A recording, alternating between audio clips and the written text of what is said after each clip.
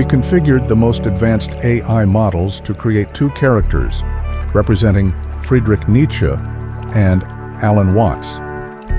Their debate starts with this question: what is the fundamental error in how human beings understand their existence? The fundamental error is that humans have invented a lie about existence itself. They look at this world, at struggle, at suffering, at the hardness of life, and they flee from it. So they create fantasies. This world is not the real one.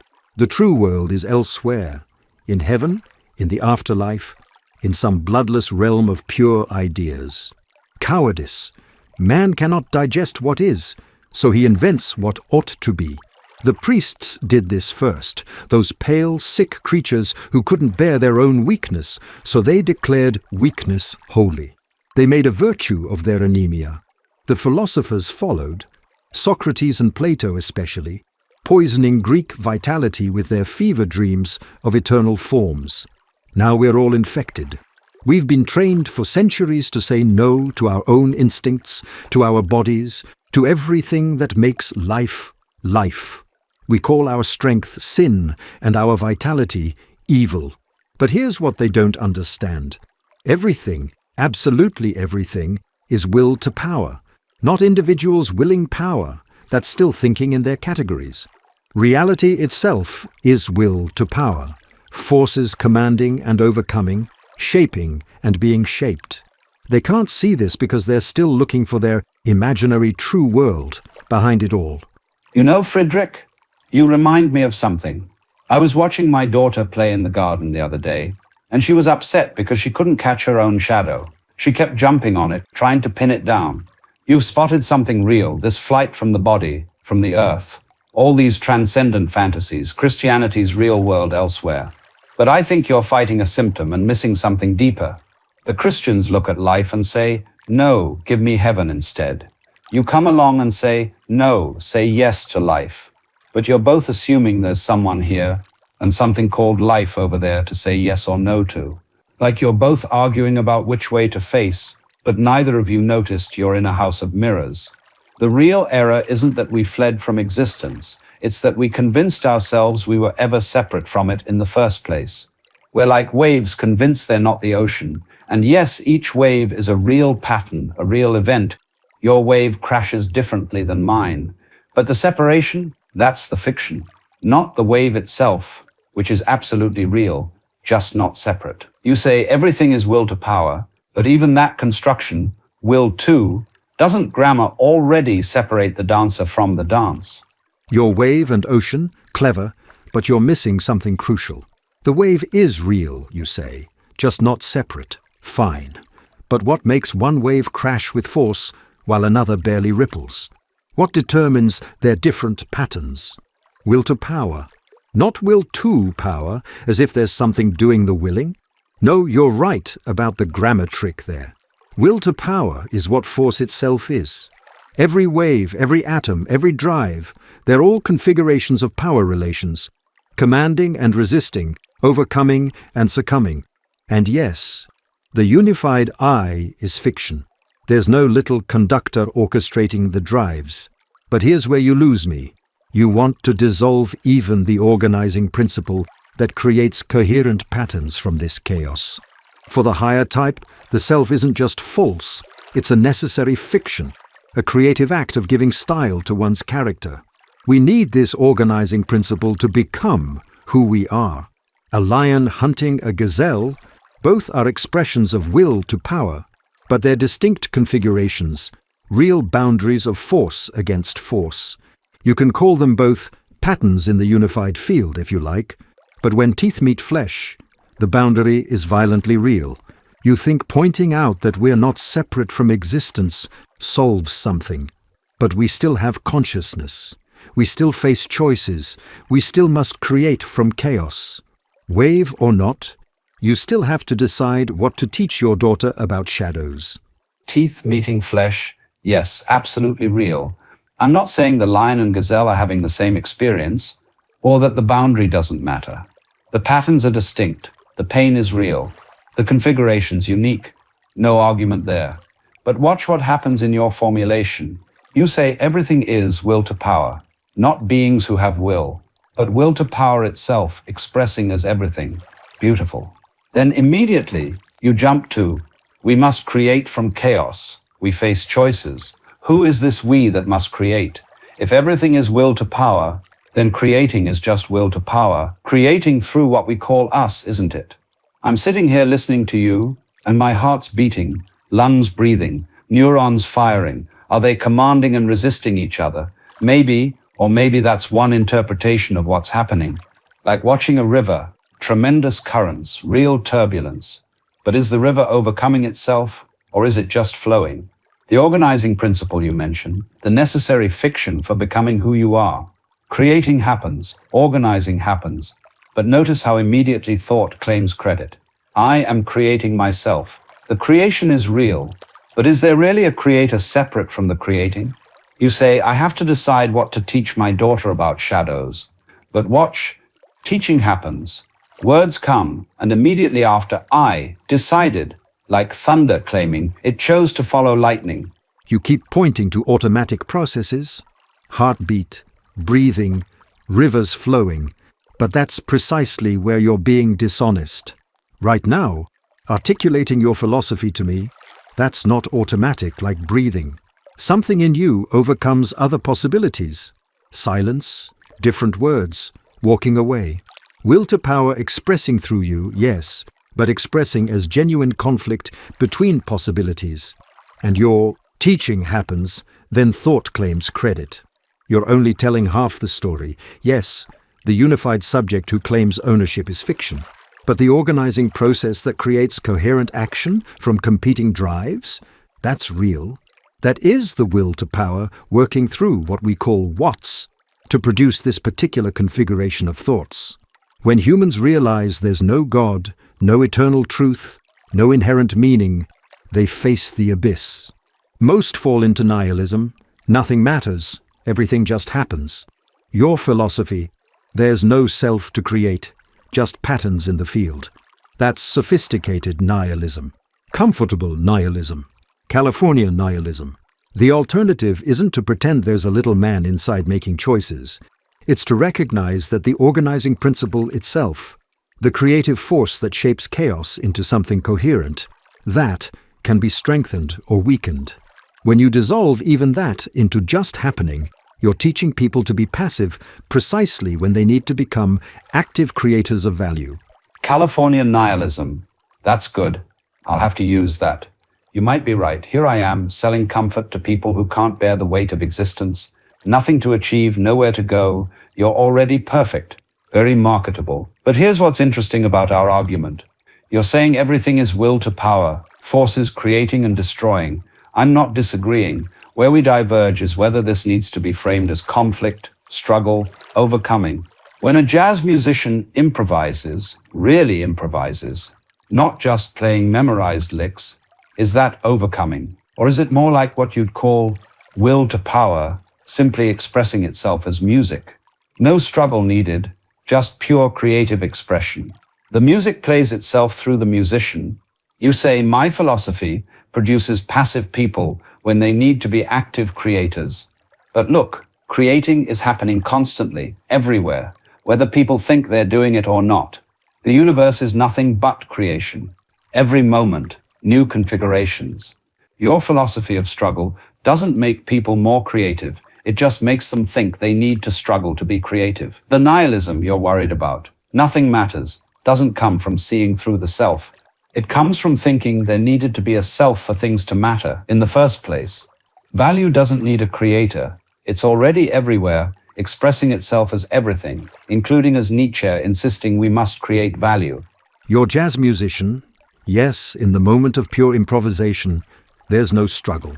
But what got them to that moment? Years of practice, discipline, overcoming resistance, bad habits conquered, comfort zones destroyed. The effortlessness comes after the struggle, not instead of it. And this is where your teaching becomes truly dangerous. You show people the end state, the master musicians who play without effort, and tell them they can skip straight there. No struggle needed, just let it flow. But without the discipline, Without the overcoming, they produce nothing but noise. You say value is already everywhere. Where? In the shopping malls? In the television programs? In the comfortable mediocrity of modern life? No.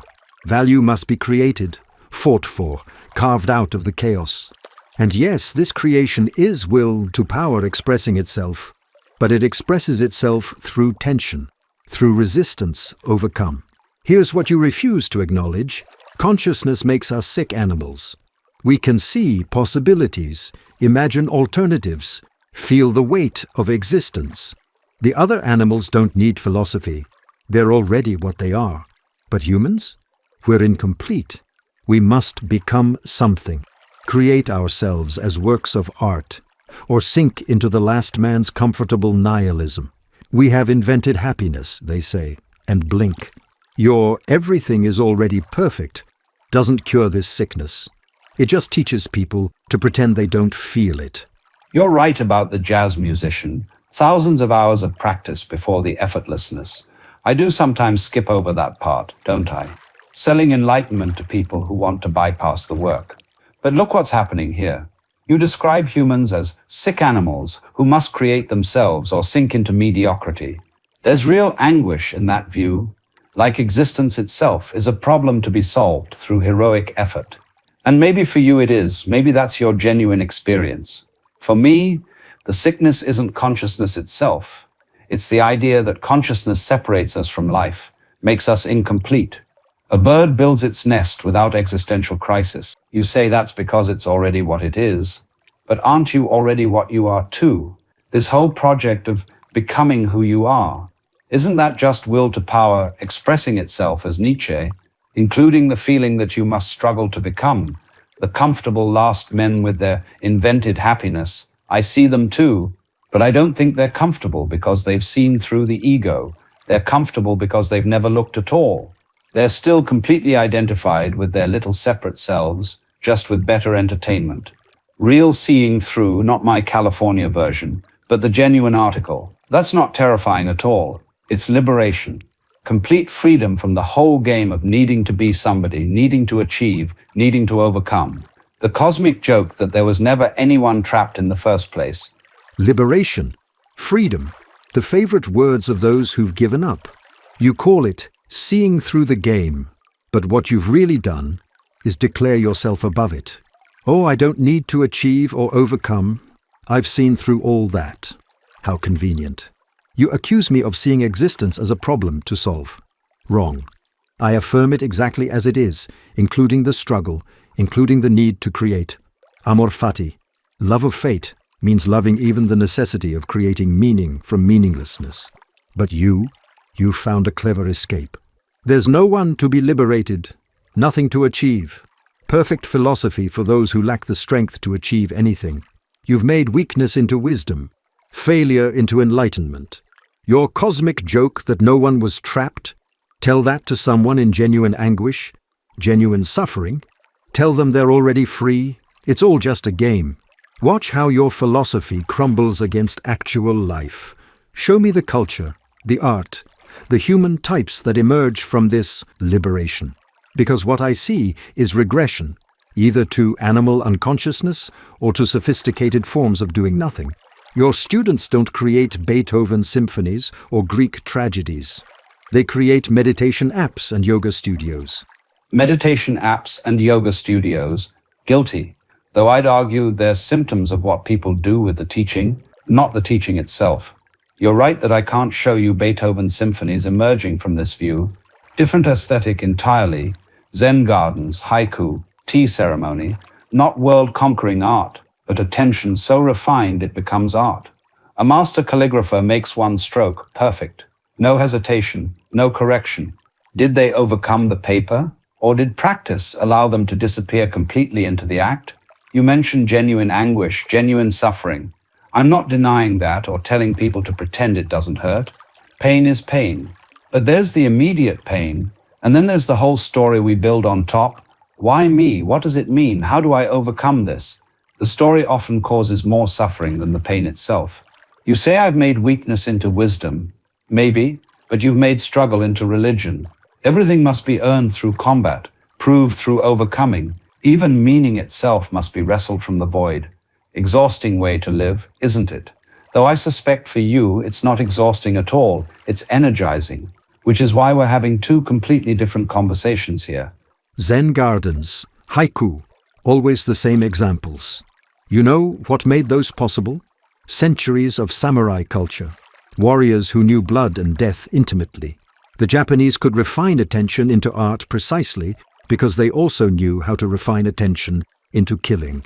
Without that background, your refined attention is just privileged people staring at their navel. And Buddhism itself, let's be clear about what it really is. Not this liberation you're selling, but the deepest no to life ever conceived. At least Christianity promised resurrection. Buddhism promises total extinction. Nirvana, the blowing out of the flame. They looked at existence and said, the goal is to never be reborn. How is that not the ultimate life denial? You've taken this death wisdom and dressed it up as liberation, freedom, the cosmic joke. But it's the same poison, teaching people to say no to their instincts, their drives, their will, just with better marketing than the Christians managed. You say, I've made struggle into religion. No, struggle is what life is. Every organism fighting for space, for resources, for continuation. I'm just honest about it. You've made surrender into religion and convinced people that giving up is enlightenment. You're right about Buddhism being life denial, if you mean denial of individual life, persisting forever. But that's not saying no to life. It's saying yes to what life actually is. Constant change, nothing permanent. Forms arising and passing. The samurai background, yes, absolutely. The stillness meant something because they knew violence intimately. Without that tension, it becomes mere aesthetics. Like teaching suburban Americans to sit zazen without any encounter with genuine existence. Point taken. But here's where I think you're creating false categories. You say struggle is what life is. I look at the same organisms competing for resources and see something else. An ecosystem where competition and cooperation are both happening, where what looks like conflict is actually balance maintaining itself. Your philosophy would have everyone at war with themselves and each other, creating values through combat. Mine might produce some passive people, yes, but yours? It produces people who can't rest, can't stop proving themselves, can't just be without making it into another conquest. Not everyone needs to be Beethoven, Friedrich. Some people just need to stop suffering unnecessarily. And most suffering is unnecessary. Not the pain itself, but the resistance to it. The need to make it mean something, to overcome it rather than just experience it. Not everyone needs to be Beethoven. And there it is, the philosophy of mediocrity revealed. This is exactly what I mean by last man values. We have invented happiness, they say, and blink. You talk about unnecessary suffering, as if comfort were the goal. But suffering is what creates depth, what forces growth, what produces anything worthwhile. Your just experience it is another escape. Pure experience without interpretation, without meaning, without the creative act of making something from it. And this ecosystem metaphor, balance maintaining itself, that's just another way to avoid the hard truth. Yes, there are temporary equilibriums, but they're always disrupted, overcome, destroyed by stronger forces. Evolution itself is will to power, organisms overcoming environments, creating new forms. Your students who just need to stop suffering unnecessarily, what do they create once the suffering stops? Nothing. They become consumers of experience, spiritual tourists, collectors of peak moments. They've traded the Christian afterlife for your present moment, but it's the same escape from the task of creating value. The truth is harsh. Most people aren't capable of creation. They need to be commanded, need values given to them. Your philosophy gives them permission to remain weak while feeling enlightened about it. At least Christianity made them feel guilty for their weakness. That guilt could sometimes produce something interesting. Spiritual tourists, collectors of peak moments, yes, I see them too. The ones who think enlightenment is another experience to consume. They've missed the point entirely. But then again, so do most Christians miss Christ's point, don't they? You say guilt can produce something interesting, but I've seen what else it produces. Neurosis, self-hatred, people at war with their own nature. Your will to power might create a few Beethovens, but it also creates millions who feel like failures for not being Beethoven. The harsh truth that most people need to be commanded, there's the authoritarian streak showing. You want a hierarchy with creators at the top and the commanded masses below. I'm suggesting maybe people don't need commanding at all. Maybe without all the imposed values and meanings, they'd find their own way. But we're going in circles now. You'll never stop insisting life is struggle and creation. I'll never stop pointing to what's beneath both. We're like two ends of a finger trap. The harder you pull towards struggle, the more I pull toward letting go. Though I wonder, without this eternal argument between us, would either position mean anything? Maybe the tension itself is what keeps both views alive. Tension keeping both views alive? No, that's just another dissolution, another way to avoid choosing. One view enhances life, the other diminishes it. They're not equal polarities in some cosmic dance. You say, I create millions who feel like failures. Good. That feeling might drive a few to become something more. Better to fail attempting greatness than succeed at mediocrity. Your way creates millions who don't even know they're mediocre because you've taught them they're already perfect. And yes, I want hierarchy, not imposed, but emerging from differences in strength, creativity, courage. Your people finding their own way without values is naive. Without creative spirits establishing values, they don't find their way. They drift into whatever's easiest, whatever's most comfortable. Look around. Is that not exactly what's happened? This isn't an eternal argument between equal positions. It's between those who create culture and those who dissolve it. Between those who build and those who teach that building is unnecessary. Between life affirmation and life denial, no matter how you dress it up. Your students will continue sitting quietly, feeling enlightened. Mine will continue struggling, creating, failing, occasionally producing something that justifies existence. And that's the only measure that matters. Not comfort, not peace, not your liberation, but what actually gets created. The fact that you need the last word about tension keeping both alive shows that even you can't resist asserting your position while pretending positions don't matter. You're right that I can't resist asserting my position, but here's what you keep missing. I'm not teaching people they're already perfect. That's beat Zen, as I call it. Using non-duality as an excuse to do nothing, be nothing, contribute nothing. Those aren't my students, they're my failures. Real seeing through isn't passive, it's the most active thing possible. Complete engagement without the friction of self-consciousness. Like your master creators, in their peak moments, except recognizing that's what we already are.